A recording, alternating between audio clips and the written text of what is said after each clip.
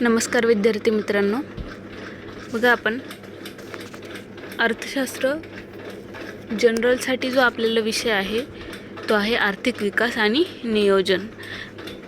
तर आपल्याला बघा आज पुढच्या प्रकरणाला सुरुवात करायची आहे। परकीय भांडवल आणि विकास हे आपल्या पुढच्या प्रकरणाचे नाव आहे। परकीय भांडवल आणि विकास। बघा, भांडवल हा आर्थिक विकासाचा सर्वात महत्त्वाचा घटक असतो आणि अल्पविकसित तसेच विकसनशील देशांनी देशाचा जलद आर्थिक विकास साध्य करण्यासाठी आर्थिक नियोजनाचा स्वीकार केलेला आहे। ज्या देशामध्ये अंतर्गत बचती कमी आहेत त्या देशात बाह्य बचतीची आवश्यकता असते। बाह्य बचत म्हणजे काय, तर परकीय भांडवल गुंतवणूक। मग हे परकीय भांडवल म्हणजे काय किंवा परकीय भांडवल कुठून आणि कोणामार्फत प्राप्त होते हे आपल्याला बघायचं आहे। त्याआधी आपण परकीय भांडवलाची किंवा परकीय गुंतवणुकीची व्याख्या अभ्यासू। तर बघा, परकीय भांडवलाची किंवा परकीय गुंतवणुकीची व्याख्या अशी केली जाते की विदेशातील व्यक्ती, औद्योगिक कंपन्या, वित्तीय संस्था, आंतरराष्ट्रीय नाणेनिधी, जागतिक बँक यांची देशातील भांडवल बाजारातील गुंतवणूक, दिलेली कर्जे, आर्थिक मदत, अनुदान, देणगी इत्यादी स्वरूपातील गुंतवणुकीला परकीय भांडवल किंवा परकीय गुंतवणूक असे म्हटले जाते। इत्यादी स्वरूपातील गुंतवणुकीला काय म्हटले जातं, परकीय भांडवल किंवा परकीय गुंतवणूक। म्हणजेच जे विदेशातील व्यक्ती आहेत, औद्योगिक कंपन्या असतील, वित्तीय संस्था असतील, आंतरराष्ट्रीय नाणेनिधी आहे, जागतिक बँक आहे, यासारखे जे संस्था आहेत त्या देखील देशातील भांडवल बाजारातील गुंतवणूक करत असतात किंवा विविध देशांना त्यांच्या विकासासाठी तसेच नैसर्गिक आपत्तीच्या वेळी त्यांना कर्जे, आर्थिक मदत, अनुदान, देणग्या देत असतात। आणि या सर्व प्रकारच्या गुंतवणुकीला एकत्रितपणे परकीय भांडवल किंवा परकीय गुंतवणूक असे म्हटले जाते। तर बघा, परकीय भांडवलाचे प्रकार आपल्याला अभ्यासायचे आहेत। परकीय भांडवलाचे प्रकार। तर बघा, परकीय भांडवलाचे कोणकोणते प्रकार आहेत, तर पहिला आहे प्रत्यक्ष परकीय गुंतवणूक।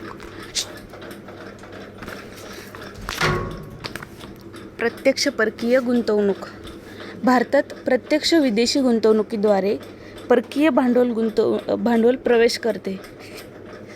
विदेशी भांडवलदार व गुंतवणूक संस्था अल्पविकसित व विकसनशील देशात उद्योग संस्थांमध्ये गुंतवणूक करतात। परकीय गुंतवणूकदार कर्जरोखे खरेदी करून देखील गुंतवणूक करत असतात। म्हणजेच प्रत्यक्षपणे परकीय देशातील नागरिक किंवा संस्था आपल्या देशामध्ये किंवा विकसनशील देशांमध्ये गुंतवणूक करत असतात, त्यांना प्रत्यक्ष परकीय गुंतवणूक असे म्हटले जाते। त्यानंतर पुढचा प्रकार आहे परकीय सहयोग।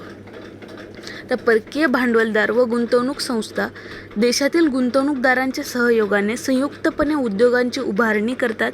तर अशा गुंतवणुकीला विदेशी भांडवलदार आणि देशी भांडवलदार, विदेशी सरकार आणि देशातील सरकारकडून अशी गुंतवणूक संयुक्तपणे केली जाते, त्यालाच परकीय सहयोग असे म्हटले जाते। त्यानंतर पुढचा प्रकार आहे सरकार अंतर्गत कर्जे। तर दुसऱ्या महायुद्धानंतर बघा, सरकार अंतर्गत कर्जे दिली व घेतली जात आहेत। त्याआधी सरकार अंतर्गत कर्जे दिली किंवा घेतली जात नव्हती, परंतु महायुद्धानंतर विस्कळीत झालेल्या ज्या काही अर्थव्यवस्था होत्या त्या अर्थव्यवस्थांच्या पुनरुभारणीसाठी अमेरिकेने युरोपियन देशांना कर्जे दिली किंवा आर्थिक मदत दिली। इतर प्रगत देशांनी देखील अनुदाने आणि कर्जाच्या रूपाने अल्पविकसित देशांच्या सरकारांना मदत केली जाते। म्हणजे जे कर्ज सरकारमार्फत घेतले जाते किंवा जी मदत सरकारला विदेशातून विदेशी सरकारकडून मिळत असते त्याला सरकार अंतर्गत कर्जे असे म्हटले जाते। त्यानंतर पुढचा प्रकार आहे आंतरराष्ट्रीय वित्तीय संस्थांकडून कर्जे। बघा, आंतरराष्ट्रीय वित्तीय संस्था ज्या आहेत त्या आंतरराष्ट्रीय वित्तीय संस्थांकडून देखील अल्पविकसित किंवा विकसनशील देशांना कर्ज उपलब्ध होत असतं।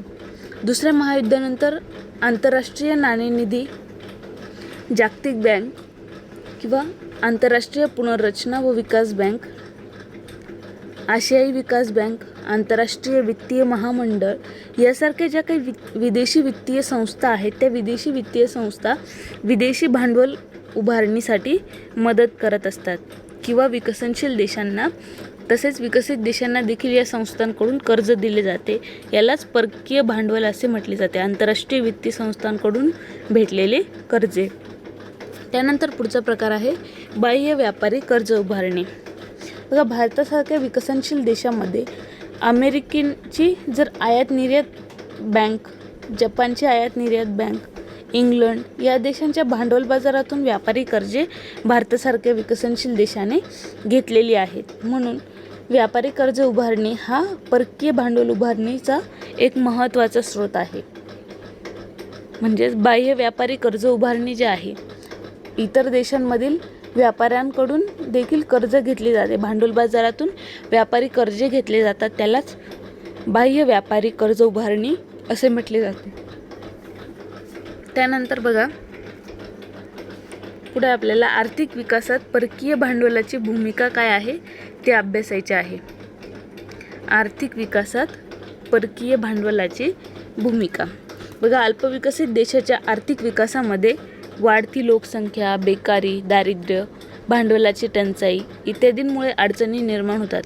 आर्थिक विकास साध्य करण्यासाठी मोठ्या प्रमाणावरील भांडवल गुंतवणुकीची आवश्यकता असते आणि म्हणून विकासाच्या दिशेने वाटचाल करणाऱ्या देशांना परकीय भांडवलाची मदत ही घ्यावीच लागत असते. अल्पविकसित व विकसनशील देशांच्या आर्थिक विकासामध्ये परकीय भांडवलास असणारे जे महत्त्व आहे, हे महत्त्व आपण पुढील या मुद्द्यांनी स्पष्ट करून घेऊया. तर पहिला मुद्दा आहे भांडवलाची टंचाई दूर करणे.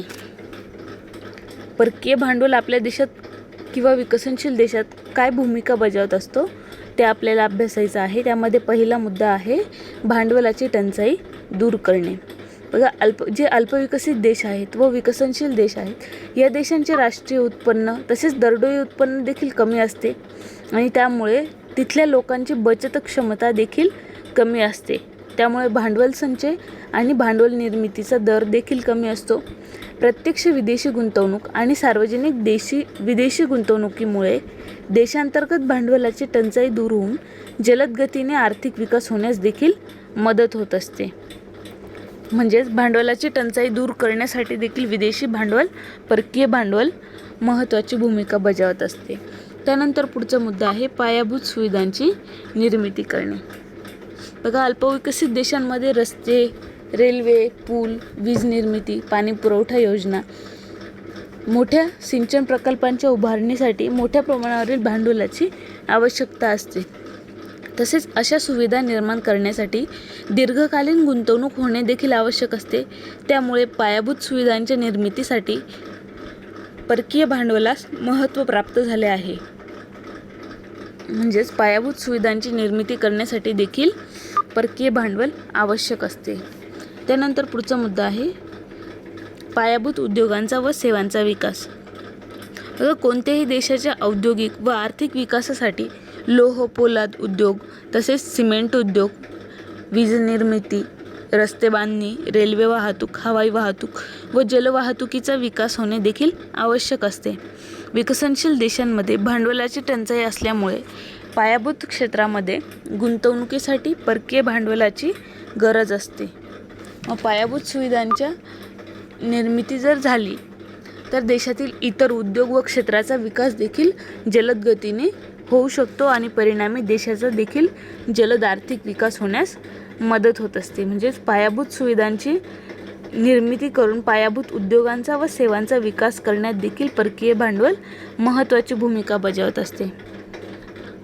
त्यानंतर पुढचा मुद्दा आहे आपला नैसर्गिक साधनसामग्रीचा पर्याप्त वापर.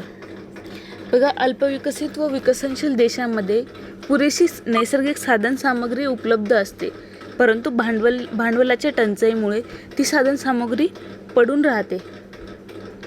परकीय भांडवलाच्या सहाय्याने जर देशाच्या विविध भागात उपलब्ध असणारी जी साधनसामग्री आहे त्या साधनसामग्रीचा व कच्च्या मालावर आधारित लहान मोठे उद्योग उभारल्यास नैसर्गिक साधनसामग्रीचा पर्याप्त वापर होऊन देशात रोजगार निर्मिती देखील उपलब्ध होईल किंवा रोजगार निर्मिती देखील होईल, म्हणजेच लोकांना रोजगार देखील उपलब्ध होईल. म्हणजेच मानवी संसाधनांचा विकास करण्यासाठी तसेच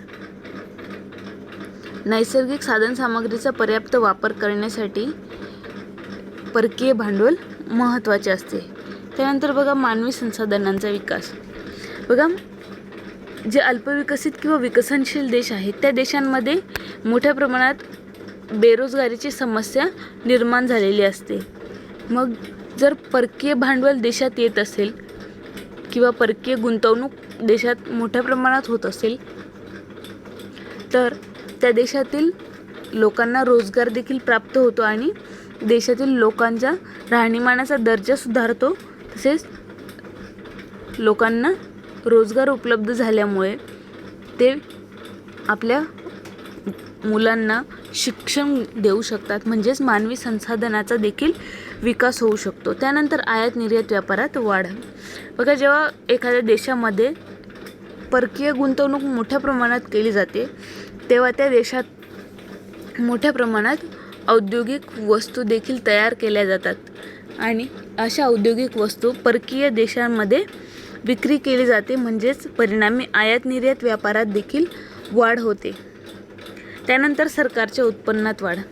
बघा देशात जेव्हा नवीन उद्योग स्थापन केले जातात किंवा उद्योगांचा विकास होतो तेव्हा सरकारच्या उत्पन्नात देखील मोठ्या प्रमाणात वाढ होऊ शकते. मग परकीय भांडवल जर मोठ्या प्रमाणात देशात गुंतवणूक केली जात असेल तर सरकारच्या उत्पन्नात देखील वाढ होईल. तसेच व्यवहार तोलाच्या स्थितीत सुधारणा होईल आणि देशातील रोजगाराच्या संधी देखील वाढतील.